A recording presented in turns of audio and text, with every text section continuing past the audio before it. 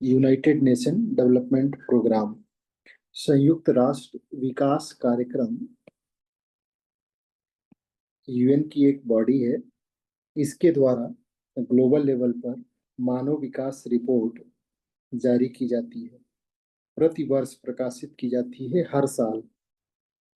इसका जो उद्देश्य है वो जो सारे देश हैं दुनिया के, जो यूनाइटेड नेशन के देश हैं, उन देशों के विकास को केवल आर्थिक वृद्धि के आधार पर नहीं, बल्कि मानव जीवन की गुणवत्ता,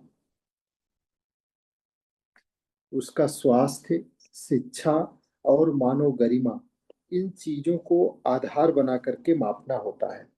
केवल आर्थिक वृद्धि नहीं कि कोई देश इकोनॉमिकल डेवलपमेंट कर लिया, वही उसका आधार नहीं है, बल्कि ये मानव जीवन की गुणवत्ता, उस देश के अंदर स्वास्थ्य व्यवस्था, लोगों का स्वास्थ्य, शिक्षा की व्यवस्था, लोगों के पास एजुकेशन की स्थिति और मानव गरिमा, ये किस लेवल पे है, इसको मापना होता है। और हर साल इन्हीं चीजों का मापन करके ये रिपोर्ट प्रस्तुत की जाती है। तो यहाँ पे जो प्रश्न आपसे अक्सर पूछे जाते हैं, तो एक तो यही पूछा जाता है कि कौन मानव विकास रिपोर्ट किसके द्वारा जारी की जाती है। तो आपको हमेशा ध्यान रखना है किसके द्वारा, यूएनडीपी, संयुक्त राष्ट्र विकास कार्यक्रम। इसका पहला प्रकाशन 1990 में हुआ था। ये दूसरी इंपॉर्टेंट चीज है जो आपको याद रखनी है। और इसका जो सबसे महत्वपूर्ण संकेतक है, यानी मानव विकास रिपोर्ट का, वो है HDI, ह्यूमन डेवलपमेंट इंडेक्स। ये इसका मेन संकेतक है। HDI, किसी देश का HDI कितना है, ये उससे पता चलता है कि उसकी स्थिति क्या चल रही है। जैसे भारत की 0.76 से बढ़ करके 0.685 ये पहुंच गई, तो HDI में ग्रोथ हुआ है। तो भारत की स्थिति जो है वो रैंकिंग 133 से 130 पे आ गई है। ये 2022 की स्थिति थी और ये 2023 की स्थिति है। रिपोर्ट 2025 में प्रकाशित हुई है ये वाली। ठीक। उद्देश्य क्या है इसका? मानव केंद्रित विकास की समझ बढ़ाना। बहुत इंपॉर्टेंट टॉपिक है, मानव केंद्रित विकास की समझ को बढ़ाना। क्या क्या मानव के विकास के लिए जरूरी है? जैसे मानव के विकास के लिए शिक्षा सबसे ज्यादा जरूरी है। शिक्षा से भी ज्यादा जरूरी क्या है? शिक्षा से ज्यादा जरूरी स्वास्थ्य है। अगर कोई बच्चा जन्म से ही विकलांग हो जाए, सेरेब्रल पाल्सी का शिकार हो जाए, उसको घर के अंदर जागरूकता नहीं है, बिस्फिनॉल जैसे केमिकल्स के संपर्क में आ जाए और उसको सेरेब्रल पाल्सी जैसी बीमारी हो जाए, उसका मानसिक विकास अवरुद्ध हो जाए, तो आप कितनी भी शिक्षा अच्छी रखें, कुछ नहीं कर सकते। तो स्वास्थ्य, शिक्षा, ये दो ऐसे टूल हैं जो मानव विकास को सबसे ज्यादा प्रभावित करते हैं। एक human being by birth completely blank होता है, उसको अपने स्वास्थ्य को लेके कोई अवेयरनेस नहीं है, शिक्षा को लेकर के कोई जागरूकता नहीं है, कोई बेसिक और व्यवहारिक समझ नहीं है। इन सारी चीजों का जो विकास है तो वो हमें कराना पड़ता है। बच्चे को ये नहीं पता होता कि आग में हाथ ले जाएंगे तो जल जाएगा, क्या खाना अच्छा है क्या खाना नहीं अच्छा है। शिक्षा के मामले में भी ये है। तो यही है मानव केंद्रित विकास की समझ। उस सब सारी चीजों से कैसे समाज को अवेयर किया जाए, प्लस देशों की प्रगति को मानव कल्याण के नजरिए से मापना। जो देश प्रगति कर रहे हैं वहां मानव कल्याण कितना है। सिर्फ कंक्रीट के खंडहर खड़े हो जाएं, कंक्रीट के जंगल खड़े हो जाएं, इससे विकास नहीं माना जाएगा। सड़कें बन जाएं खूब अच्छी अच्छी, इससे विकास नहीं माना जाएगा। मानव का कल्याण कितना हो रहा है और मानव का कितना डेवलपमेंट हो रहा है। और ये CDI जो इसका मेन संकेतक है, इसके 3 पैरामीटर्स रखे गए हैं। एक है स्वास्थ्य। देखिए पहले नंबर पे स्वास्थ्य को रखा गया है। अब आपको भी अगर सेलेक्ट होना है तो सिलेक्शन के लिए फर्स्ट नंबर पे आपका स्वास्थ्य होना चाहिए। शिक्षा दूसरे नंबर पे है। पता चलेगा कि 10 महीने तक खूब मेहनत किए, एग्जाम वाले मंथ में, अंतिम मंथ में स्वास्थ्य ही साथ नहीं दे रहा है। स्वास्थ्य नंबर 1 पे है। और ये एचडीआई में ये देखा जाता है कि लाइफ एक्सपेक्टेंसी किसी की कितनी पहुंच रही है एट बर्थ, जिसको हिंदी में जीवन प्रत्याशा कहते हैं। एक्सपेक्टेंसी जो है, एक्सपेक्टेंसी, इसका मतलब ये है कि लोग कितना जी रहे हैं, 70 साल, 72 साल, 90 साल, 95 साल, ये आयु प्रत्याशा है, जीवन की प्रत्याशा है। तो ये कि अगर बढ़ रही है, इसका मतलब है कि स्वास्थ्य को लेकर के वो देश अवेयर हो रहा है और उसके यहाँ स्वास्थ्य की सुविधाएं अच्छी हैं, इसलिए लोगों की जो जीवन जीने की स्थिति है उसमें सुधार है। और दूसरा स्तर है शिक्षा का।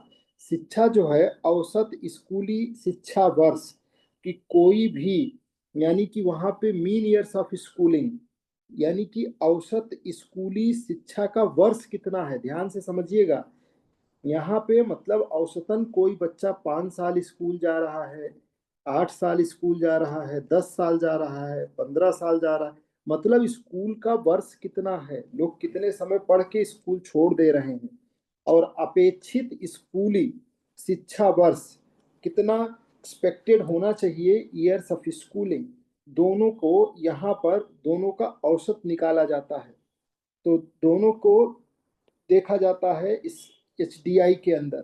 और जो तीसरी चीज है, वो बात करती है जीवन स्तर की, यानी जीवन स्तर प्रति व्यक्ति सकल राष्ट्रीय आय, यानी कि GNI, gross national income per capita, PPT, PP triple P के अनुसार पर कैपिटा इनकम देखी जाएगी एक एक व्यक्ति के आधार पर। इसको बोलेंगे जीवन स्तर उनका कैसे चल रहा है, कितना लोगों की जो जरूरतें हैं वो पूरी हो रही हैं, उनकी आवश्यकताओं पर कितना वो केंद्रित है। यानी आपको ध्यान क्या रखना है, किस तरीके के क्वेश्चंस यहाँ से बनते हैं। तो वो पहला कि ये मानव विकास रिपोर्ट प्रकाशित किसके द्वारा की जा रही है, पहली किस कब प्रकाशित हुई, इसका मुख्य संकेतक, इसका उद्देश्य लिखने में काम आएगा, मानव विकास की समझ को बढ़ावा देना। उसके अलावा देशों की प्रगति को मानव कल्याण के नजरिए से देखना, जीवन प्रत्याशा, स्वास्थ्य, शिक्षा और जीवन स्तर, तीन चीजों को एचडीआई का 3 डायमेंशन आयाम माना गया है। ये 3 प्रमुख आयाम है, जीवन प्रत्याशा, शिक्षा और उसके साथ साथ जीवन स्तर, प्रति व्यक्ति सकल राष्ट्रीय आय, है ना, जीएनआई जिसको बोलते हैं, ग्रॉस नेशनल इनकम। तो इन तीनों चीजों को लेकर के एचडीआई रिपोर्ट तैयार की जाती है और उसके आधार पर इस रिपोर्ट को जारी किया जाता है। ये आपको अक्सर क्वेश्चन पेपर के अंदर किसी न किसी रूप में दिखाई दे जाएगा।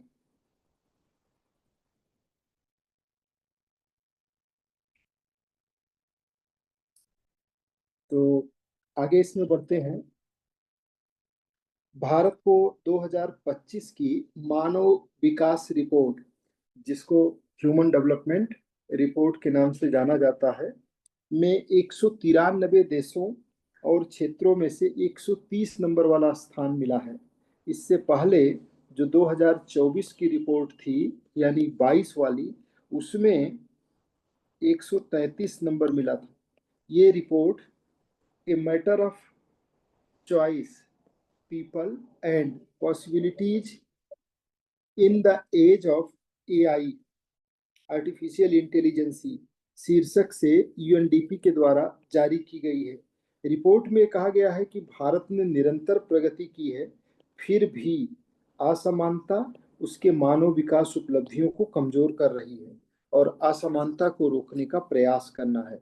193 देशों में जो मानव विकास रिपोर्ट में स्थान है, वो 130 नंबर का स्थान भारत को मिला हुआ है।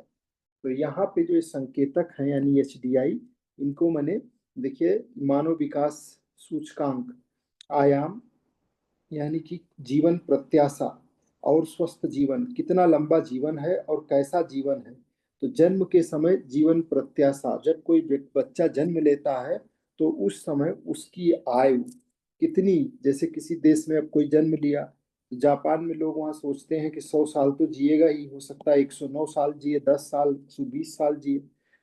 कोई कोई देश है जहाँ लोग सोचते हैं 60 साल, 65 साल, 70 साल, जैसी जहाँ की स्थिति है। तो यानी जीवन प्रत्याशा सूचकांक, स्कूलिंग के अपेक्षित वर्ष और स्कूलिंग के औसत वर्ष, ये शिक्षा सूचकांक है। प्रति व्यक्ति जो है वो जीएनआई, यानी कि ग्रॉस नेशनल इनकम, इसका सूचकांक। Purchasing power parity PPP dollar में ये देखी जाती है। तो यानी कि ज्ञान और जीवन का बेहतर स्तर, इन सारी चीजों को मानव विकास सूचकांक के अंतर्गत शामिल किया जाता है। तो अगर बेसिक मोटा मोटी बात की जाएगी तो जो इतनी जानकारी है वो आपको कैरी करना है।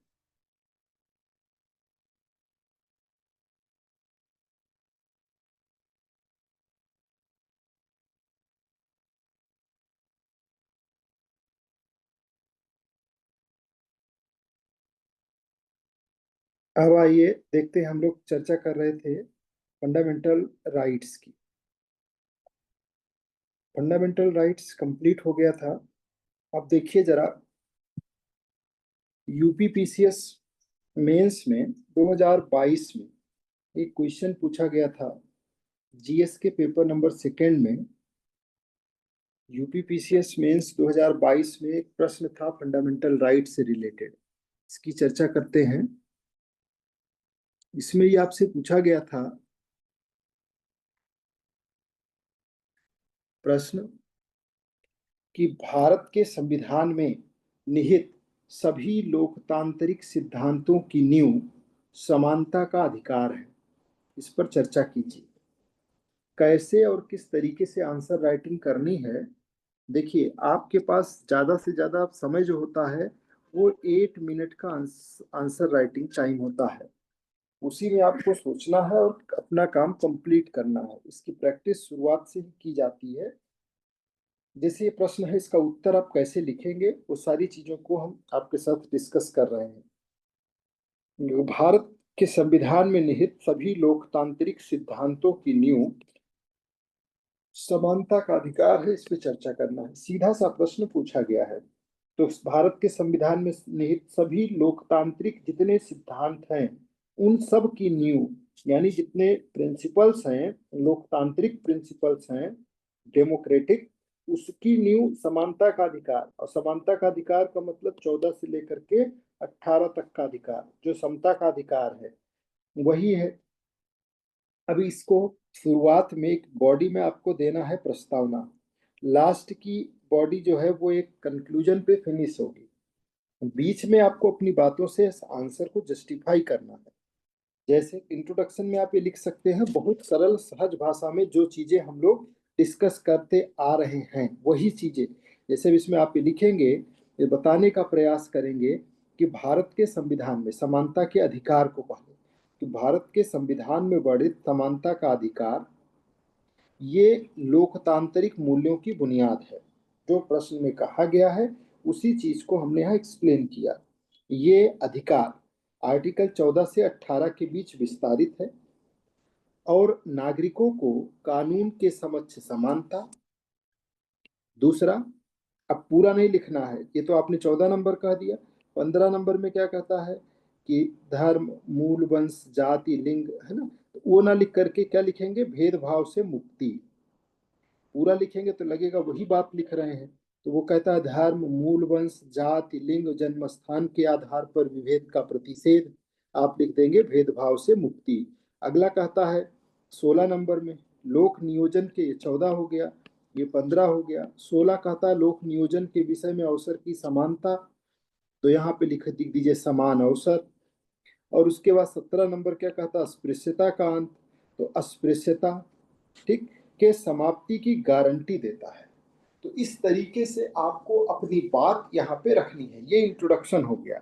यानी भारत के संविधान में वर्णित समानता का अधिकार वो लोकतांत्रिक बुनियादों मूल्यों की बुनियाद है। ये आर्टिकल 14 नंबर से 18 नंबर तक विस्तारित है और नागरिकों को कानून के समक्ष समानता, भेदभाव से मुक्ति, समान अवसर और अस्पृश्यता के समाप्ति की गारंटी देता है। इंट्रोडक्शन खत्म। अब आगे क्या कहेंगे, लोकतंत्र का। अब लोकतांत्रिक पहले सिद्धांत को थोड़ा सा एक्सप्लेन करिए कि लोकतंत्र का आधार ही ये है कि प्रत्येक व्यक्ति को बिना किसी भेदभाव के बराबर का दर्जा मिले। ये सिद्धांत ये सुनिश्चित करता है कौन, समानता का, कि शासन, कानून, न्याय और संसाधनों तक समान पहुंच हो। कौन कौन सा सिद्धांत, तो लोकतांत्रिक सिद्धांत की बात हो रही है। अब यहाँ पे फिर आप अपने उस पर आइए, 14 नंबर से जोड़ दीजिए कि 14 नंबर कानून की समानता सुनिश्चित करता है, जबकि 15-16 सामाजिक न्याय और अवसर को बढ़ावा देता है, और 17 नंबर के अंतर्गत अस्पृश्यता उन्मूलन ने सामाजिक समरसता को बल प्रदान किया है। अभी आपको हम इसमें दिखा देंगे, जो मैं कहता हूँ आपको 5000 शब्दावली अपने पास रखनी है, वो कौन कौन सी शब्दावलियां हैं। इसके बाद जो ये तीसरी लाइन है, ये जब आप लिखेंगे तो ये आपके आंसर को सबसे ज्यादा सॉलिड कर देगा कि न्यायपालिका ने भी इस अधिकार की व्याख्या करते हुए इसे अन्य मौलिक अधिकारों के साथ जोड़ा है। अब यहाँ पे ये देना सबसे ज्यादा जरूरी हो जाता है, ये रेफरेंस है Menaka Gandhi versus Union of India 1978 का, और एक नवतेज सिंह जोहर का है 2018, जैसे फैसले इसकी पुष्टि करते हैं जो समता के अधिकार से संबंधित है। हालांकि निष्कर्ष में कि भेदभाव, जातिगत भेदभाव, अब ये निष्कर्ष में कुछ जो चुनौतियां होती हैं, जो कुछ कमियां हैं, उनको हम उजागर करते हैं। क्या क्या बताएंगे कि जातिगत भेदभाव, लैंगिक असमानता और आर्थिक विषमता जैसी चुनौतियां अब भी मौजूद हैं, जो समानता क्या कर रही हैं, कहीं ना कहीं अभी भी चोटिल कर रही हैं। फिर भी समानता का अधिकार भारतीय लोकतंत्र को न्यायपूर्ण, समावेशी और उत्तरदायी बनाने की दिशा में केंद्रीय भूमिका निभाता है। अब प्रश्न खत्म हो गया, समय आपके पास इतना होगा, और इतना अगर आपने लिख दिया तो इस मान के चलिए कि बहुत अच्छा नंबर आपको इस प्रश्न में मिल जाएगा। शब्द देखिए, जो शब्द आपको ध्यान रखने हैं, जो शब्दावलियां, जैसे सामाजिक समरसता एक शब्द है आपको मिला, ये आपके पास होना चाहिए जिसका आप यूज कर सकें। उसके अलावा जैसे जातिगत भेदभाव, लैंगिक असमानता, आर्थिक विषमता, ठीक, न्यायपूर्ण, समावेशी, उत्तरदायी, ठीक है, ये सब शब्दावलियां हैं जो आपके अपने वर्ड्स में होनी चाहिए। अगर ये होंगी तो ही आप अपने आप को ज़्यादा अच्छे से एक्सप्लेन कर पाएंगे। और तो बाकी चीज़ें आप देख ही रहे, जैसे भी इतना मॉडिफिकेशन आना चाहिए कि उसके आगे आर्टिकल अगर लिखा गया है तो वहाँ लिख लीजिए कि कानून के समक्ष समानता, भेदभाव से मुक्ति की बात करता है, ये समान अवसर की बात करता है, और ये अस्पृश्यता, अनटचेबिलिटी की समाप्ति की बात करता है। ठीक है, तो ये सारी चीज़ें जो है वो आपके आंसर राइटिंग में चार चांद लगा देती है। तो उम्मीद करते हैं आप समझ गए होंगे। प्रयास करिएगा इस प्रश्न को अपने आप से लिखने का। अब आइए चर्चा करते हैं मूल अधिकारों के बाद। संविधान का भाग 3 हमने समझ लिया, अब भाग 4 की बात करी जाए। भाग 4 जो है हमारे संविधान का, वो डीपीएसपी है, directive principle of state policy. ठीक है, आर्टिकल नंबर 36 से लेकर के 51, ये पूरा का पूरा जो आर्टिकल है वो डीपीएसपी से संबंधित है। आर्टिकल नंबर 36 से लेके 51, ये निर्देशात्मक सिद्धांत भारतीय संविधान के भाग 4 के अंतर्गत आते हैं। ये ऐसे सिद्धांत है डीपीएसपी जो राज्य को दिशा देते हैं, राज्य का मार्गदर्शन करते हैं कि राज्य को कैसे और किस तरीके से कार्य करना है, उसको जनता के लोक कल्याण को सुनिश्चित करने के लिए किस तरीके के काम करने हैं, वो सारी चीजों को यहाँ लिखा गया है। तो ये ऐसे सिद्धांत है जो राज्य को सामाजिक और आर्थिक न्याय आधारित कल्याणकारी राज्य यानी वेलफेयर स्टेट स्थापित करने के लिए दिशा निर्देश प्रदान करते हैं। यानी जो राज्य है, स्टेट है, उसके लिए डायरेक्टिव प्रिंसिपल्स हैं। तो यहाँ जो चीजें लिखी गई हैं ये ध्यान रखना, मेन लाइन यही है, सामाजिक और आर्थिक न्याय आधारित कल्याणकारी राज्य वेलफेयर स्टेट की स्थापना करना, ये डीपीएसपी का मुख्य उद्देश्य सामाजिक और आर्थिक न्याय आधारित कल्याणकारी राज्य की स्थापना करना। जो इसका स्रोत है वो आयरलैंड के संविधान से लिया गया है। वो आयरलैंड ने इसको स्पेनिश संविधान से लिया था।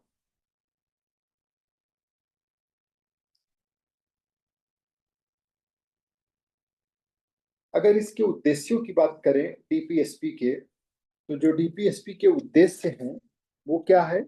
सामाजिक न्याय की स्थापना करना, अर्थव्यवस्था का सामाजिकवादी ढांचा विकसित करना, न्यूनतम जीवन स्तर, समान वेतन और कार्य की दशा आदि का सुधार करना, गैर सरकारी क्षेत्रों को नियंत्रित करना और महिलाओं, बच्चों और मजदूरों का संरक्षण, अंतरराष्ट्रीय शांति और सुरक्षा की भावना को बढ़ावा देना, ये सारे के सारे डीपीएसपी के प्रमुख उद्देश्य हैं। ये हमें आपको नहीं करना है। ये कार्य राज्य का दायित्व है कि वो सामाजिक न्याय की स्थापना का प्रयास करे, इस तरीके की व्यवस्थाओं को लागू करे कि अर्थव्यवस्था का सामाजिकवादी ढांचा, समाजवादी ढांचा विकसित हो सके। ये डायरेक्टिव प्रिंसिपल्स जो हैं, इनको संविधान निर्माताओं ने उस समय इस रूप में बनाया था कि जब भारत सक्षम होगा, क्योंकि आज़ादी के तुरंत बाद जब संविधान लागू हुआ तो हम आर्थिक रूप से, सामाजिक रूप से, हर तरीके से इतने सक्षम नहीं थे कि इन्हें तुरंत इम्प्लीमेंट किया जा सके।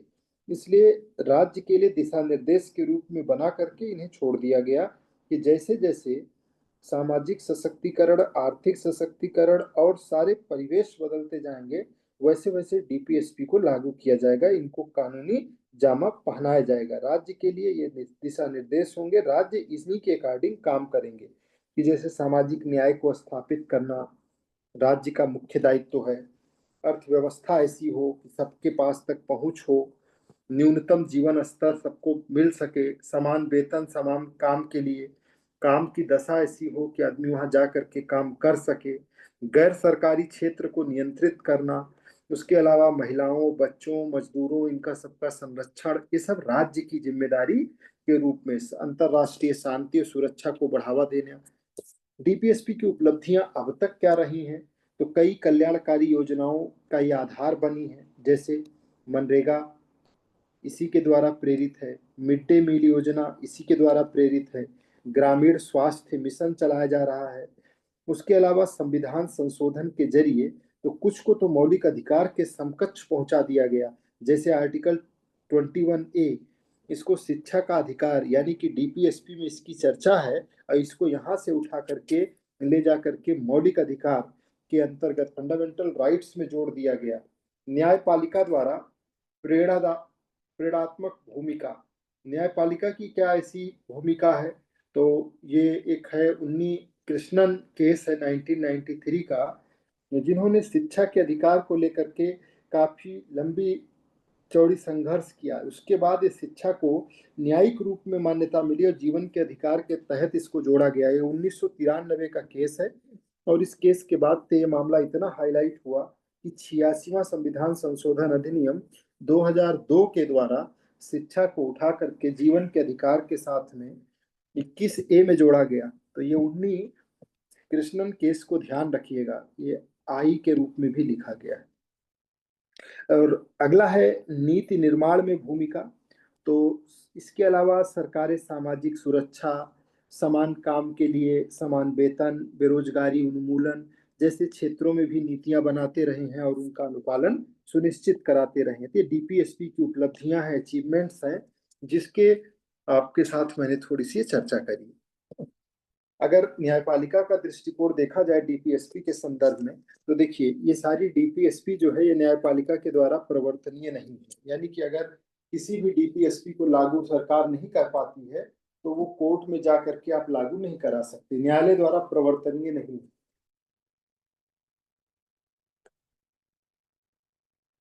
इनको शुरू से इस चीज से छूट मिली हुई है कि सरकार अपनी व्यवस्था के अनुसार इसको लागू करेगी, जबकि फंडामेंटल राइट्स जो है वो न्यायालय द्वारा प्रवर्तनीय है, वो तत्काल प्रभाव से लागू है।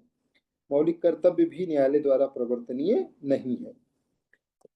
इसमें केशवानंद भारती केस सबसे फेमस है 1973 का, जिसमें न्यायपालिका ने कहा कि डीपीएसपी संविधान की मूल भावना में सम्मिलित है। जो संविधान का बेसिक स्ट्रक्चर है उसके अंतर्गत है डीपीएसपी। मिनर्वा मिल्स केस 1980 ये उसके बाद आया। इसमें संतुलन बनाए रखने की आवश्यकता बताई गई कि न मौलिक अधिकारों का बलिदान और न ही डीपीएसपी की उपेक्षा, दोनों के बीच में संतुलन रहेगा। कौन ऊपर है, ये बहस चलती थी कि क्या मौलिक अधिकारों के लिए डीपीएसपी में कटौती हो सकती है या डीपीएसपी के लिए मौलिक अधिकारों में हो सकती है। तो ये मील का पत्थर साबित होता है Minerva mills case 1980। Supreme court का इसमें जो जजमेंट है वो है कि संतुलन बनाए रखने की जरूरत है दोनों के बीच में, मौलिक अधिकार और डीपीएसपी के बीच में। और अगला है ओल्गा टाइल्स केस है, ये 1985 का है। इसमें कहा गया है कि जीविका के आधार के अधिकार को डीपीएसपी से जोड़ करके देखा जाए। जो रोजगार प्राप्त जीविका का अधिकार है डीपीएसपी के, बाद में मनरेगा वगैरह को इसी के तहत फिर शामिल किया गया। डीपीएसपी की सीमाएं और अगर इसकी आलोचना की बात करें तो ये न्यायालय में प्रवर्तनीय नहीं है। 37 नंबर कहता है कि न्यायालय द्वारा बाध्यकारी नहीं है, न्यायालय आदेश नहीं दे सकता है कि आप इस डीपीएसपी को तत्काल लागू कीजिए। उसके अलावा राज्य प्रयास करेगा जैसी बात यहाँ कही गई है, तो इसलिए इसको कहा जाता है कि इसकी भाषा जो है वो अस्पष्ट है ना। प्रयास करेगा, जैसे आपसे कोई कहे कि ये काम कर लीजिएगा, आपने कहा बिल्कुल हम कर लेंगे, तो ये स्पष्ट भाषा है। अगर आप कहते हैं ठीक है देखते हैं प्रयास करेंगे, तो प्रयास करेंगे का मतलब उसी समय आपने अनिच्छा जाहिर कर दी है अपनी भाषा से ही कि देखेंगे, हो जाएगा तो ठीक, नहीं होगा तो भी ठीक, जैसी स्थिति प्रयास होता है। टकराव की स्थिति, टकराव की स्थिति में कभी कभी मौलिक अधिकारों और डीपीएसपी में टकराव उत्पन्न होता है, तो ये केस था मिनर्वा मिल्स केस, आगे हम डिस्कस करेंगे। उसके अलावा राजनीतिक इच्छा शक्ति की कमी, कई डीपीएसपी अभी तक लागू नहीं हुए, जैसे कॉमन सिविल कोड है आर्टिकल 44, यूनिफॉर्म सिविल कोड, कई सालों से कई दशकों से इसके लिए प्रयास हो रहा है, लगता है अब लागू हो जाएगा अब लागू हो जाएगा। कॉमन सिविल कोड है क्या, जैसे सब धर्मों के लिए अपना अपना अलग अलग सब लोगों ने पर्सनल लॉ बोर्ड बना लिया है, मुस्लिम पर्सनल लॉ बोर्ड। अब मुस्लिम पर्सनल लॉ बोर्ड में है कि वो अपने समाज के लोगों के, अपने धर्म के लोगों के लिए शादी विवाह जीवन यापन का जो नियम व्यवस्थाएं हैं वो मुस्लिम पर्सनल लॉ बोर्ड बनाएगा। वो कितनी शादियां करेंगे, उनके बच्चे कितने होंगे, या फिर उस हिसाब से वो किस तरीके से उनके तलाक का व्यवस्था होगा, विवाह की व्यवस्था होगी। देश के अंदर एक जैसा कानून नहीं। और समान नागरिक संहिता ये कहता है कि अगर देश का कोई नागरिक है तो सबके लिए एक जैसा कानून हो, एक जैसी व्यवस्था हो। अब उसमें अगर जो चीजें हिंदुओं के लिए हैं वही मुस्लिमों के लिए, वही सिखों के लिए, वही ईसाइयों के लिए, सबके लिए एक जैसी व्यवस्था लागू की जाए। तो इसको लेकर के अभी भी इच्छा शक्ति का अभाव है, लागू नहीं हो पाए। संसाधन की कमी, कई लक्ष्य संसाधन निर्भर हैं और राज्य को असहाय बना देते हैं, जैसे रोजगार का सृजन, लोगों को कार्यस्थल पे अच्छी सुविधाएं, तो ऐसी तमाम सी चीजें हैं जिसपे आर्थिक बोझ सरकार पे बढ़ना चाहता है, उतने आर्थिक संसाधन नहीं है, तो जिस वजह से उस काम में भी रुकावट है। और अगर बात करें इसमें वर्तमान इसका जो भविष्य है और क्या क्या है, तो आज भी कई ऐसे डीपीएसपी हैं जो लागू नहीं हो सके हैं, लेकिन संविधान में इनके बने रहने से कल्याणकारी राज्य की अवधारणा जीवित रहती है कि आने वाले समय में हमारा लक्ष्य है, इसको हम हासिल करेंगे। तो अगर लक्ष्य जिंदा रहता है तो हम लक्ष्य की तरफ उन्मुख तो रहेंगे। अगर लक्ष्य ही खत्म हो जाए तो व्यक्ति किंग कर्तव्य मूढ़ हो जाएगा। तो इस रूप में इसको देखा जाता है। दूसरा है कि राज्यों केंद्र सरकारों को चाहिए कि वो आर्थिक योजनाओं, सामाजिक न्याय और पर्यावरण संरक्षण जैसे विषयों में इन सिद्धांतों को अत्यधिक प्राथमिकता दे और उनको लागू कराए। तो ये प्रेजेंट और फ्यूचर की बात इसमें की गई है। डीपीएसपी जो सिद्धांत है वो भारतीय संविधान की आत्मा है, जो राज्य को लोकहित के कार्य करने के लिए, राज्य को मतलब सरकार को कार्य करने के लिए प्रेरणा देते हैं। यद्यपि न्यायालय में लागू नहीं होते फिर भी इनका नैतिक और राजनैतिक महत्व अत्यधिक है। आज आवश्यकता इस बात की है कि सरकारें संसाधनों के बेहतर प्रबंधन और राजनीतिक इच्छा शक्ति के माध्यम से इन निर्देशों को व्यवहार में लाएं और इनको उस रूप में लागू करें। ठीक, अब देख लीजिए डीपीएसपी कौन कौन से हैं, इनकी सबकी चर्चा भी करना है और इसको पूरे के पूरे 36 से लेकर के 51 तक आपको याद भी करना है।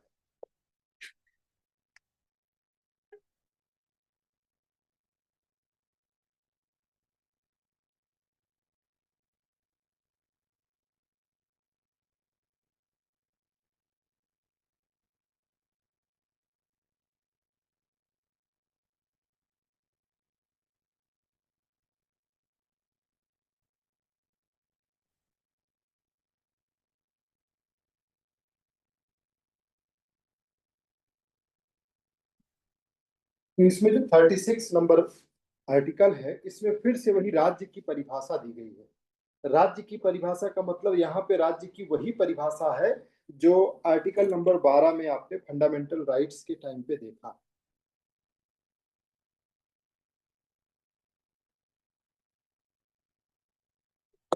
कोई अंतर नहीं है इन दोनों परिभाषाओं में। केंद्र सरकार, राज्य सरकारें, संसद, विधानमंडल, सरकार द्वारा मान्यता प्राप्त इंस्टीट्यूशंस तक जितनी सहकारी समितियां हैं, सोसाइटीज हैं, सब राज्य है। इसके अलावा जो 37 नंबर है, अभी मैंने आपको बताया कि इस भाग में अंतर्विष्ट तत्वों का लागू होना तो न्यायालय द्वारा प्रवर्तनीय नहीं है और ये सरकार जो है इसके लिए कानून बना करके, अधिनियम बना करके और इस भाग में जिन जिन विषयों की चर्चा की गई है उन विषयों को लागू करा सकती है। 38 नंबर में कहा गया है कि राज्य लोक कल्याण की अभिवृद्धि के लिए सामाजिक व्यवस्था बनाएगा। ऐसी सामाजिक व्यवस्था हो जिससे ज्यादा से ज्यादा लोगों का कल्याण हो और जो कल्याण है उसकी अभिवृद्धि हो, उसमें विकास हो, उसमें डेवलपमेंट हो, ऐसी व्यवस्था, ऐसी सामाजिक व्यवस्था सरकारें बनाएंगे, यानी राज्य बनाएगा। राज्य द्वारा अनुसरणीय कुछ नीतिगत तत्व हैं जिसकी चर्चा आर्टिकल नंबर 39 में है। समान न्याय और निःशुल्क विधिक सहायता की बात की गई है आर्टिकल 39A में और इसको 42वां संविधान संशोधन अधिनियम 1976 के द्वारा जोड़ा गया था। समान न्याय और निःशुल्क विधिक सहायता, किसी को जरूरत है तो ये भी राज्य का दायित्व है कि उसको बिना पैसे के विधिक सहायता प्रदान करे, वकील प्रदान करे। ग्राम पंचायतों का संगठन, यह आर्टिकल नंबर 40 है और इसके लिए 72वां, 74वां संविधान संशोधन अधिनियम पारित हो चुका है। और उसके बाद कुछ दशाओं में काम, शिक्षा और लोक सहायता पाने का अधिकार, ये है आर्टिकल नंबर 41, जिसमें कहता है कि कुछ दशाओं में काम है, शिक्षा है, लोक सहायता है, अगर किसी के साथ ऐसी विषम स्थिति है तो राज्य का दायित्व है। उसके अलावा 42 नंबर में कहा गया है काम की न्याय संगत मानवोचित दशाओं का। मानवोचित दशा मतलब काम जहाँ पे आपको करना है वहां मानव के अनुकूल स्थिति होनी चाहिए, ऐसी दशा हो कि काम किया जा सके। उसके अलावा प्रसूति सहायता का उपबंध भी इसी 42 में महिलाओं के लिए भी किया गया है। 43 नंबर है जो कहता है काम करने वालों के लिए मजदूरी ऐसी हो जिससे उनका निर्वाह हो सके, ये भी व्यवस्था की जाए। और 43A, ये 42वें संविधान संशोधन अधिनियम 1976 से इसको भी जोड़ा गया है और इसमें कहा गया कि जो उद्योग हैं उसके प्रबंधन में जो काम करने वाले हैं उनको भी शामिल किया जाए। इसके अलावा 43B, इसको 2011 में जोड़ा गया डॉक्टर मनमोहन सिंह के समय में। 97वां संविधान संशोधन अधिनियम के माध्यम से ये कहता है सहकारी समितियों को प्रोत्साहन दिया जाए। भारत का जो होम मिनिस्टर है, मिनिस्ट्री जिसके पास है, उन्हीं के पास सहकारिता मंत्रालय भी है और इसको काफी इम्पोर्टेंस दिया जा रहा है कि मिल करके कैसे सहकारिता के माध्यम से, इस समिति के माध्यम से देश के विकास को बढ़ावा दिया जा सकता है। उसके अलावा ये आर्टिकल नंबर 44 है जो नागरिकों के लिए एक समान सिविल संहिता की बात करता है और यही 45 है जिससे 21A निकला है, शिक्षा का अधिकार।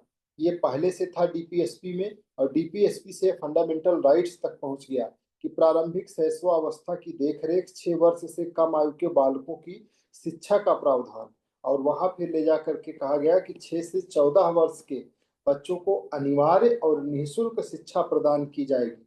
46 नंबर जो है ये अनुसूचित जातियों, अनुसूचित जनजातियों और अन्य दुर्बल वर्गों के शिक्षा और अर्थ संबंधी हितों की अभिवृद्धि की बात करता है आर्टिकल 46।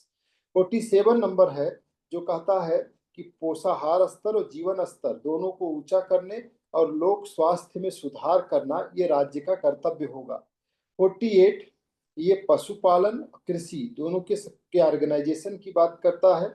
और 48A इसी 48 में जोड़ा गया, ये भी 42वें संविधान संशोधन अधिनियम 1976 के द्वारा जोड़ा गया कि पर्यावरण का संरक्षण और संवर्धन तथा वन्य जीवों की रक्षा। ये 76 वाले सारे इंदिरा गांधी जी के समय में उन्हीं के द्वारा जोड़े गए। पर्यावरण के प्रति उनका लगाव बहुत अधिक था। उसके बाद 49 है कि राष्ट्रीय महत्व के संस्मारकों, स्थानों और वस्तुओं का संरक्षण, ये आर्टिकल 49 है। और 50 नंबर ये कहता है कि जो कार्यपालिका है उसको न्यायपालिका से पृथक रहना है। कार्यपालिका न्यायपालिका के कार्य में किसी तरीके से इन्वॉल्व ना हो, दोनों अपना अलग अलग काम करें। भारत में जो न्यायपालिका है वो एकीकृत और स्वतंत्र है। भारत में विधायिका कार्यपालिका के बीच में ओवरलैपिंग है। विधायिका के सदस्य ही कार्यपालिका के सदस्य बन सकते हैं। जितने लोग मंत्री बनते हैं, प्रधानमंत्री या मंत्री, सब विधायिका के सदस्य होते हैं। तो विधायिका और कार्यपालिका के बीच में सर्कल ओवरलैप करता है, लेकिन न्यायपालिका और कार्यपालिका से अलग रहने की बात की गई है 50 नंबर में। और 51 जो है वो अंतरराष्ट्रीय शांति सुरक्षा की अभिवृद्धि की बात करता है। ये है आर्टिकल नंबर 51। तो आज का ये होमवर्क है कि कल तक सारे लोगों को आर्टिकल नंबर 36 से लेकर के और 51 तक अच्छी तरीके से सारे याद हो जाने चाहिए। यहाँ से देखिए प्रश्न पूछा ही जाता है, ये जितने बाद में जोड़े गए हैं, जैसे 39A, उसके बाद में 43A और फिर 43B और फिर ये 48A, यहाँ से आपको प्रश्न मिलना ही मिलना रहता है। कब, कैसे, किस संविधान संशोधन अधिनियम से। तो तीन तो आपके संविधान संशोधन अधिनियम बिल्कुल 42वें है, 42वां संविधान संशोधन, 42वां तीन को इंदिरा गांधी जी ने जोड़वाया। और एक जो 2011 में जोड़ा गया, ये मनमोहन सिंह के समय में, यानी ये भी कांग्रेस पार्टी के समय में ही डीपीएसपी में ये संशोधन, 2 बार संशोधन हुए हैं। 2 संशोधनों से 4 चीजें जोड़ी गई। दोनों में अगर डिफरेंस की बात करें मौलिक अधिकार और नीति निदेशक सिद्धांत में, तो जो मौलिक अधिकार है ये नकारात्मक है। नकारात्मक इसलिए है कि क्योंकि राज्य के दृष्टिकोण से नकारात्मक है। ये राज्य पर अंकुश लगाते हैं, राज्य को कुछ चीजें करने से रोकते हैं, आपको अधिकार देते हैं और आपके अधिकारों का उल्लंघन राज्य नहीं कर सकता। इसलिए ये राज्य के लिए क्या है, नकारात्मक है। निदेशक सिद्धांत सकारात्मक है क्योंकि ये राज्य को कुछ चीजें करने की क्या करते हैं, आवश्यकता होती है, यानी राज्य के लिए एक मार्गदर्शक सिद्धांत के रूप में है और राज्य को एक रास्ता दिखाते हैं कि आपको ऐसे काम करना है। दूसरी बात है कि ये न्यायोचित है, यानी कि न्यायालय में अगर आप जाएंगे तो ये न्यायालय द्वारा प्रवर्तनीय है, न्यायालय के द्वारा ये लागू कराया जा सकता है, लेकिन इसे न्यायालय के द्वारा लागू नहीं कराया जा सकता। इसके बाद देखिएगा मोस्ट इम्पॉर्टेंट लाइन है, ये जो मूल अधिकार हैं ये राजनीतिक लोकतंत्र की स्थापना की बात करते हैं। कैसा, राजनीतिक लोकतंत्र। और ये जो सामाजिक आर्थिक लोकतंत्र की स्थापना की बात करता है डीपीएसपी। ये वेलफेयर स्टेट बनाने की बात करता है। वेलफेयर स्टेट कब बनेगा, जब समाज के अंदर सामाजिक और आर्थिक लोकतंत्र स्थापित हो। और राजनीतिक लोकतंत्र की स्थापना मौलिक अधिकारों के द्वारा की जाती है। ठीक है, इसके बाद इसके पास कानूनी प्रतिबंध है मौलिक अधिकारों के पास, और इसके पास नैतिक और राजनीतिक प्रतिबंध है कि किस तरीके से सरकारें इसको लागू करती हैं।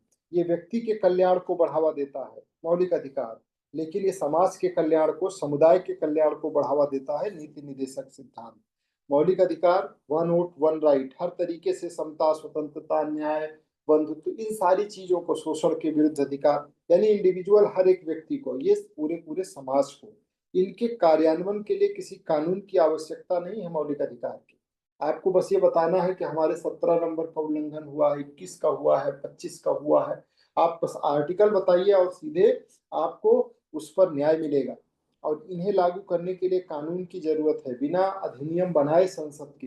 अब कॉमन सिविल कोड आर्टिकल 44 पड़ा हुआ है 26 जनवरी 1950 से, लेकिन जब तक उसके लिए सरकार सदन के अंदर बिल न ला करके कानून न बना दे, वो इम्प्लीमेंट नहीं हो पाएगा।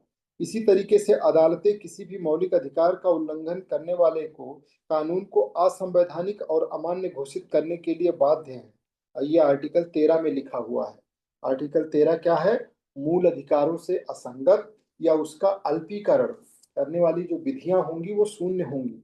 और वही जो है, अदालतें किसी भी नीति निदेशक सिद्धांत का उल्लंघन करने वाले कानून को असंवैधानिक और अमान्य घोषित नहीं कर सकती।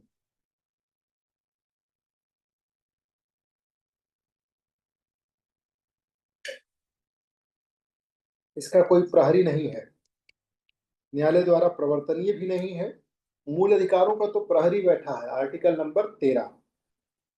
आपके लिए मूल अधिकारों का संरक्षक कौन है? Article number 32। ये दोनों के बीच में डिफरेंस है, लिखने के लिए भी पूछा गया है, तो इस तरीके से टेबल बना करके लिखा जा सकता है। मेंस में लिखने के लिए भी आया हुआ है। उसके अलावा अगर ऑब्जेक्टिव क्वेश्चन है तो इस तब भी बात कर लेंगे। अगर इंटरव्यू में भी पूछा गया तो 2-4 पॉइंट आपको अच्छी तरीके से रख देना है। अब जरा इन पे क्वेश्चंस देखिएगा। 10 क्वेश्चन आपके साथ डिस्कस करते हैं डीपीएसपी के, देखिए कितनी चीजें आप सीख पाए हैं। कॉपी पेन निकाल लीजिए। फंडामेंटल राइट्स के 50 क्वेश्चंस के आंसर आपको कल दे दिए गए थे, और उम्मीद है कि आपने सबके साथ अच्छे से काम कर लिया होगा। फर्स्ट क्वेश्चन है यहाँ पे, डीपीएसपी को भारतीय संविधान के किस भाग में शामिल किया गया है? तो इसका आंसर अब तक आपके पास पहुंच गया होगा। 5, 4, 3, 2 आंसर हो जाएगा 4 नंबर। कौन सा भाग है? 4। डीपीएसपी संविधान के भाग 4 में आर्टिकल नंबर 36 से लेकर के 51 में इसको शामिल किया गया है, और ये शासन के दौरान सामाजिक, आर्थिक और राजनीतिक दिशा निर्देश देते हैं। उसके अलावा नेक्स्ट क्वेश्चन देखिए, कौन सा आर्टिकल है जो अंतरराष्ट्रीय शांति और सुरक्षा को बढ़ावा देने से संबंधित है? 39 है, 40 है, 51 है या 48A है? ठीक है, और इसमें आपको भी आंसर मिल गया होगा, आर्टिकल नंबर 51। ठीक, ये अंतरराष्ट्रीय शांति और सुरक्षा की अभिवृद्धि की बात करता है। नेक्स्ट है, डीपीएसपी का कौन सा सिद्धांत संविधान के 42वें संशोधन के द्वारा, 42वां संविधान संशोधन 1976 द्वारा जोड़ा गया है? समान काम के लिए समान वेतन, ये तो पहले से था। पर्यावरण की सुरक्षा, सही है। पंचायतों का गठन, ये पहले से ही था। महिलाओं के स्वास्थ्य की रक्षा, ये भी पहले से था। तो यानी कौन सा आर्टिकल है ये? पर्यावरण की सुरक्षा, 48A, जो पर्यावरण की सुरक्षा से संबंधित है। और इसे कब जोड़ा गया था? 42वें संविधान संशोधन अधिनियम 1976 के द्वारा। डीपीएसपी का स्रोत मुख्य रूप से किस देश के संविधान से लिया गया है? America, Ireland, Britain, France? आपका आंसर है आयरलैंड।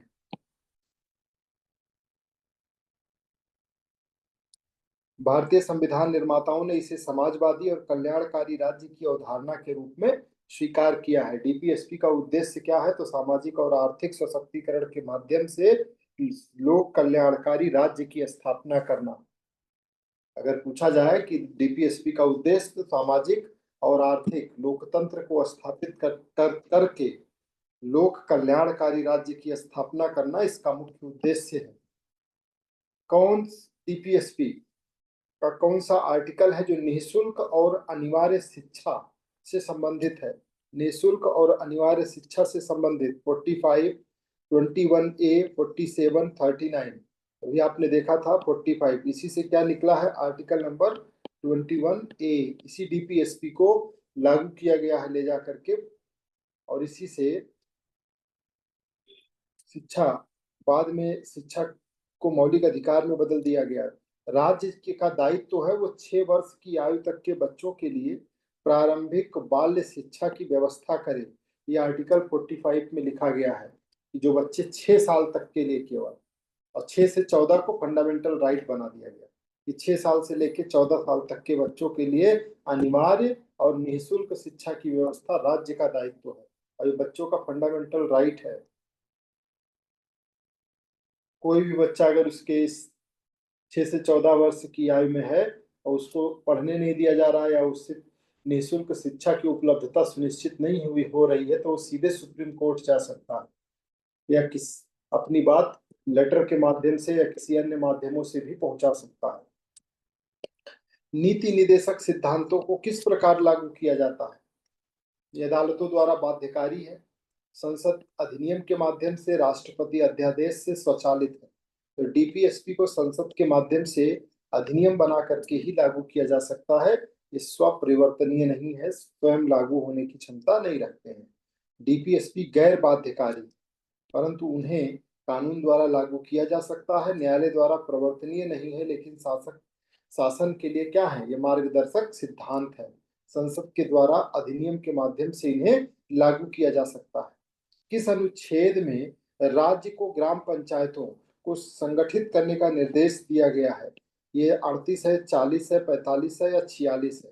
तो आर्टिकल नंबर 40, जिसमें क्या कहा गया है, और इसी के माध्यम से संविधान में 73वां 74वां संविधान संशोधन अधिनियम लाया गया 92 93 में, और फिर उसके बाद से इन सबको पंचायती राज व्यवस्था को क्या दे दिया गया, संवैधानिक दर्जा।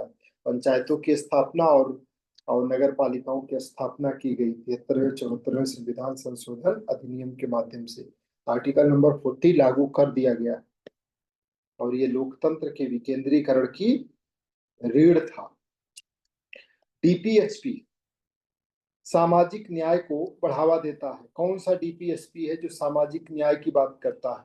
36 नंबर, 38 नंबर, 41 नंबर या 48 नंबर? तो सामाजिक न्याय को बढ़ावा देने की बात किस आर्टिकल में की गई? 36 से शुरुआत होती है, 36 से लेकर के 52। तो 36 में तो राज्य है, सामाजिक न्याय की बात 38 नंबर में की गई है। ये कहता है कि राज्य सामाजिक व्यवस्था को इस प्रकार बनाए कि सामाजिक और आर्थिक राजनैतिक न्याय सभी नागरिकों को प्राप्त हो सके। 38 नंबर। आर्टिकल 44 ये किस विषय से संबंधित है? पंचायतों के गठन, निःशुल्क शिक्षा, समान नागरिक संहिता और मातृ और शिशु कल्याण संबंधित है समान नागरिक संहिता से। यानी कि राज्य भारत के समस्त क्षेत्रों में कॉमन सिविल कोड लागू करने का प्रयास करेगा और अभी ये लागू नहीं हो पाया है। सरकार इसके लिए कई दशकों से प्रयास में है। नीति निदेशक सिद्धांतों की संवैधानिक वैधता की पुष्टि किस एक मामले में हुई है? जो इसकी संवैधानिक वैधता है कि वैलिडिटी और दोनों के बीच सामंजस्य की बात, तो ये मिनर्वा मिल्स मामला बनाम भारत सरकार, जिसमें जो है ये कहा गया दोनों के बीच में संतुलन बनाए रखने की बात की गई है। सुप्रीम कोर्ट ने कहा कि मौलिक अधिकार डीपीएसपी दोनों संविधान के बेसिक स्ट्रक्चर का हिस्सा है और इसमें संतुलन बनाए रखना आवश्यक है। कभी अगर आपसे पूछा जाए कि ये मिनर्वा मिल्स मामला क्या है या केशवानंद भारती केस क्या है, तो केशवानंद भारती केस 1973, उसमें आपको बस एक लाइन बोलनी है कि इसमें बेसिक स्ट्रक्चर का कॉन्सेप्ट दिया गया कि संविधान में संशोधन संसद कर सकती है, किसी भी चीज में, मौलिक अधिकारों में भी कर सकती है, बस बेसिक स्ट्रक्चर में कोई चेंज नहीं हो सकता। और ये 1980 में आकर के, यानी 7 साल बाद इसको और क्लियर किया गया कि सुप्रीम कोर्ट ने कहा कि मौलिक अधिकार और डीपीएसपी दोनों जो है वो मूल ढांचे का हिस्सा है और इसमें संतुलन बनाए रखना जरूरी है। ये कुछ क्वेश्चंस थे जो हमारे डीपीएसपी से जुड़े हुए थे। अब आइए बात करते हैं फंडामेंटल राइट्स की, मौलिक कर्तव्यों की।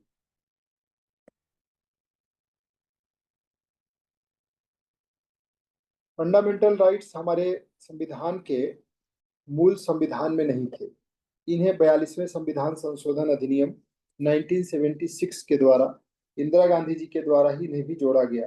मौलिक कर्तव्य जो है वो भारतीय नागरिकों के लिए उन नैतिक, सामाजिक और राष्ट्रीय जिम्मेदारियों का समूह है जो संविधान के भाग 4A में आर्टिकल 51A के अंतर्गत लिखे गए हैं और ये कर्तव्य सुनिश्चित करते हैं कि नागरिक अधिकारों का उपयोग करते समय अगर नागरिक के पास मूल अधिकार हैं, अब आप मूल अधिकारों का उपयोग कर रहे हैं, तो फिर आपका कुछ दायित्व तो भी बनेगा, समाज के प्रति कुछ आपके ड्यूटीज भी होंगी, कुछ कर्तव्य भी होंगे, और उन कर्तव्यों का निर्वहन यानी कि दायित्व को भी ना भूलें। तो ये है आपका कर्तव्य और मौलिक अधिकारों के बीच में एक संबंध। कब जोड़ा गया इसको? 42वें संविधान संशोधन अधिनियम 1976 के द्वारा एक समिति का गठन किया गया था। समिति का नाम है स्वर्ण सिंह समिति। इसके सुझाव पे शुरू में 10 मूल कर्तव्यों को जोड़ा गया।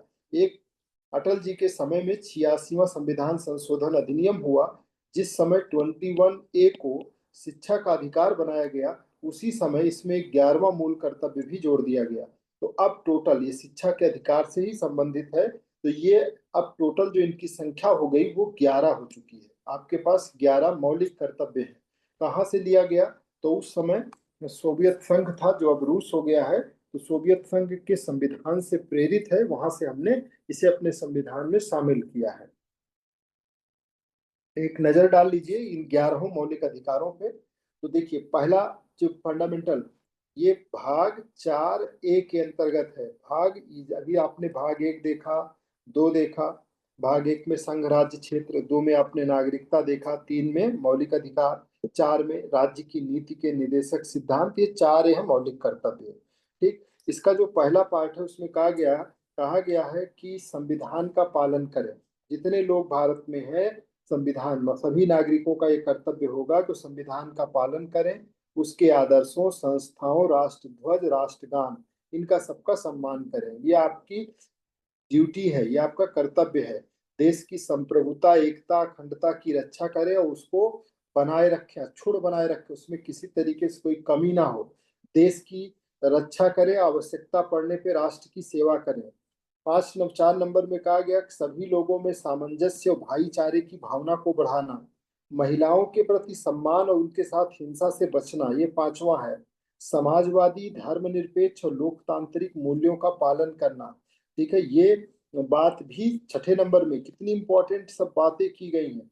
सांस्कृतिक विरासत की रक्षा करना, उसे संरक्षित रखना। अब ये नहीं कि कहीं घूमने टहलने गए हैं तो पता चला वो 600 साल पुरानी इमारत है, अकबर का किला है, अब उस पर अपने मन की बातें लिख रहे हैं, फोटो डिजाइन बना रहे हैं। इस तरीके से चीजें नहीं करना है। जो विरासत है, सांस्कृतिक विरासत हर तरीके की, जो भारतीय कल्चर से जुड़ी हुई है, वो चाहे पुरानी विचारधारा की हो, चाहे वो जीवन जीने की प्रणाली की हो, चाहे वो कहीं किसी पुरातत्व सर्वेक्षण जो है पुरातत्व बिल्डिंग के रूप में, इमारत के रूप में हो, या किसी अन्य स्वरूप में हो, उसकी रक्षा करना है, संरक्षित करना है। उसके अलावा इंदिरा जी का सबसे फेवरेट, प्राकृतिक पर्यावरण की रक्षा करें, पेड़, वन्य जीव, नदियां, झीलें, इन सब की रक्षा करना है।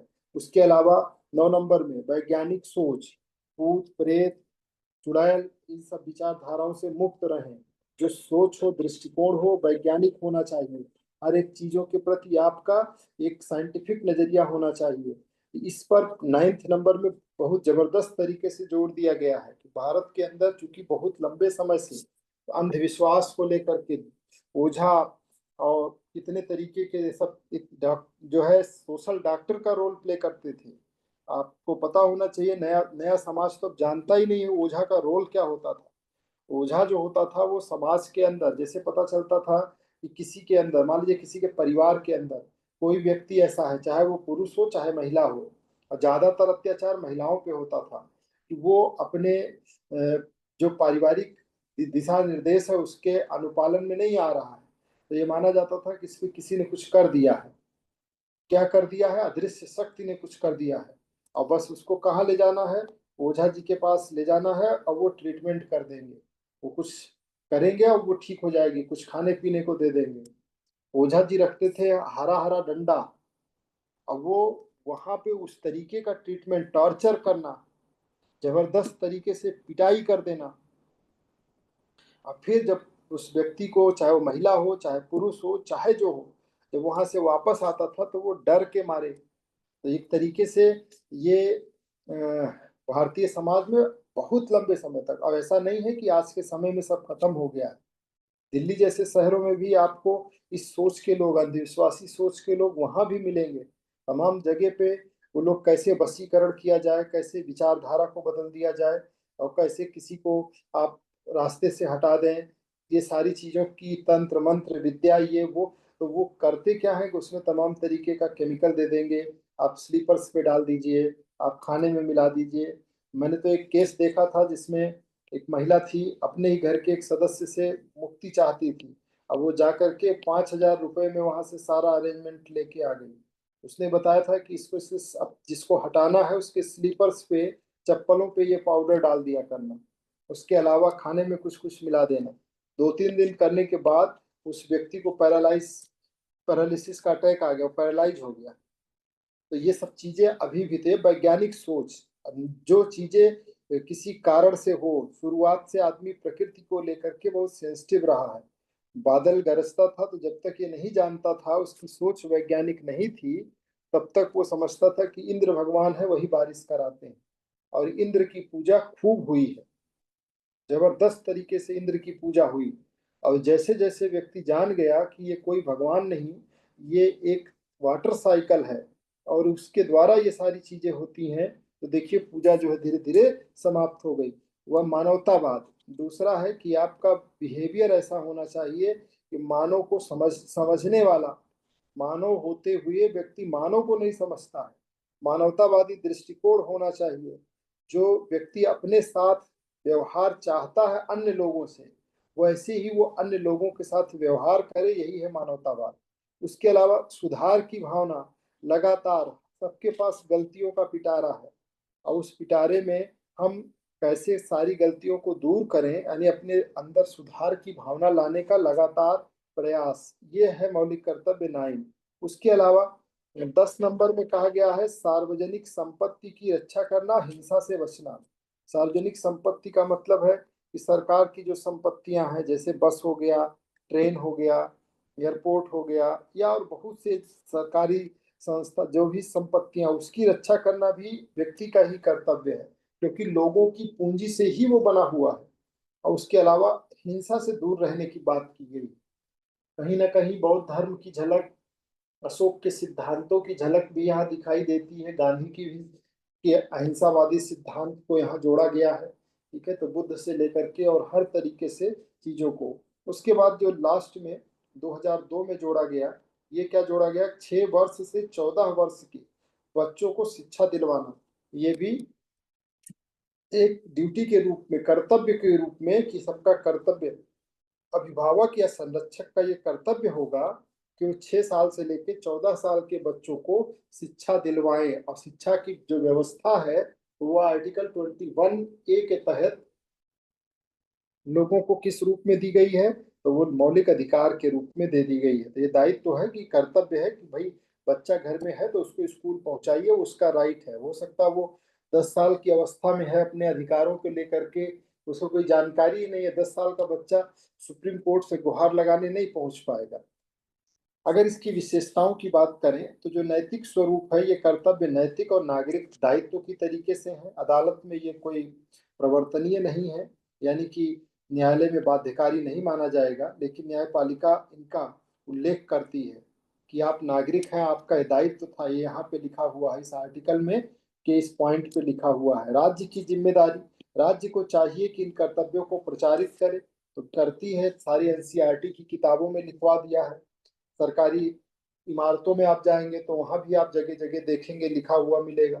नागरिकों को इनके पालन की भावना विकसित करे, कि वो इस तरीके की चीजों के प्रति प्रेरित हों, उनको पता चले कि हमारे पास ये फंडामेंटल राइट्स हैं। क्योंकि न जाने कितने लोग ऐसे होंगे जो ज्यादा पढ़े लिखे नहीं है, या बहुत लोग ऐसे होंगे जो बहुत ज्यादा पढ़े लिखे भी हैं, लेकिन अगर फंडामेंटल राइट से रूबरू नहीं है तो उनको ना फंडामेंटल राइट्स पता है, ना अपने फंडामेंटल ड्यूटीज पता है।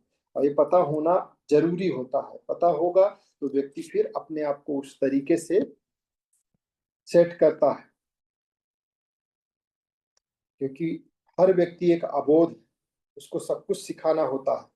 बिना सिखाए इंसान कुछ भी नहीं सीखता। तैरना छोड़ दीजिए, खाना पीना छोड़ दीजिए, कुछ भी नहीं सीखता। एम्स स्टूडेंट्स की यूनियन वर्सेस एम्स 2002 का एक मैटर है, जिसपे सुप्रीम कोर्ट ने कहा था कि मूल कर्तव्य भी नागरिकों के जीवन का आवश्यक भाग है। अब ऐसा नहीं है कि आप मूल कर्तव्य को छोड़ करके खाली खाली सिर्फ और सिर्फ आप जो है मौलिक अधिकारों की ही बात करेंगे। और इसी तरीके से रंगनाथ मिश्रा कमीशन, इसने कहा था कि शिक्षा, पर्यावरण और संरक्षण, शिक्षा, पर्यावरण संरक्षण, महिला अधिकार जैसे विषयों में मूल कर्तव्यों को कानूनी रूप देने की सिफारिश की गई है कि इन लोगों को शिक्षा, पर्यावरण संरक्षण, महिला अधिकार जैसे इन सब विषयों में जो मूल कर्तव्य हैं, इनको अगर कानूनी रूप दे दिया जाए कि लोगों को ये करना ही होगा, शिक्षा को लेकर के, पर्यावरण संरक्षण को लेकर के, ये कर्तव्य भी आपको लागू होंगे। अगर आप अपने कर्तव्य के पालन में विफल हो रहे हैं तो उसके लिए भी आपको जिम्मेदार बनाया जाए कानूनी रूप से। मूल कर्तव्य भारतीय नागरिकों को याद दिलाते हैं कि अधिकारों के साथ कर्तव्यों का निर्वहन भी जरूरी है। ये राष्ट्र निर्माण, सामाजिक समरसता और पर्यावरण संतुलन जैसे उद्देश्यों में योगदान करते हैं। भले ये बाध्यकारी ना हो, परंतु एक उत्तरदायी नागरिक के लिए इनका पालन करना एकदम आवश्यक है। तो ये आपने मौलिक कर्तव्यों को भी देख लिया। मौलिक कर्तव्य और राज्य के नीति निदेशक सिद्धांत, यानी अगर हम लोग सिलेबस की बात करें तो सिलेबस के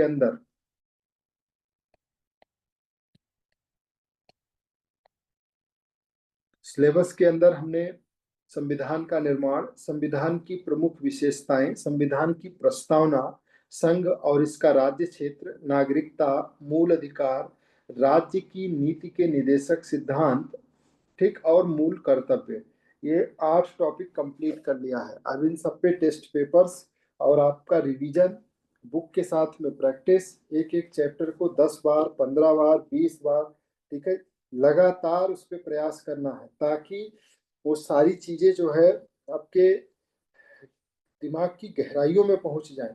जितना ज्यादा बुक रीडिंग करेंगे, जितनी बार पढ़ेंगे, देखिए फर्स्ट टाइम हमने आपको पढ़ा दिया, अब आप बुक रीडिंग करेंगे तो रिवाइज कर रहे हैं और रिवीजन बार बार करना है, जब तक मान के चलिए कि 30 से 35 बार एक एक चैप्टर को पढ़ना ही पढ़ना है। जब इतना आप करेंगे तो फिर आप उस लेवल को अचीव कर जाएंगे जिस लेवल से क्वेश्चंस को पूछा जाता है। किसी तरीके का कंफ्यूजन नहीं होगा। मैक्सिमम क्वेश्चन कंफ्यूजन से गलत होते हैं, नॉलेज के अभाव से गलत होते हैं, और रिवीजन की कमी के कारण ही, जितना ज्यादा रिवीजन में कमी होती है, वो रिवीजन की कमी ही हमसे तमाम और तरीके की गलतियां करवाती है। तो उससे बचने के लिए भी बार बार रिवीजन जरूरी है। जितना ज्यादा आप रिवीजन करेंगे उतना ज्यादा कॉन्फिडेंस लेवल भी बढ़ेगा। आपका ब्रेन आप रिवीजन के लिए सबसे ज्यादा अनुकूलित है। पहली बार कोई चीज अपने आप से पढ़ने में उसको बड़ी बड़ी तकलीफ होती है। अगर ऐसा ना होता तो टीचर की जरूरत ही ना होती। अगर आपका ब्रेन फर्स्ट टाइम के लिए भी एकदम इजी होता तो टीचर की जरूरत ना होती, तो आप खाली किताब खरीदते और सारी चीजों को कर लेते। लेकिन होता क्या है कि उसको एक बार अगर ट्रैक दे दिया गया तो फिर उसके बाद लगातार वो रिवीजन रिवीजन रिवीजन करते हुए आप सारी चीजों को खुद कंट्रोल कर सकते हैं। तो इस पर खूब अच्छे से काम करिए, पूरा मन लगा करके, और कल फिर हम लोग इसके आगे जो है कंप्लीट करते हैं।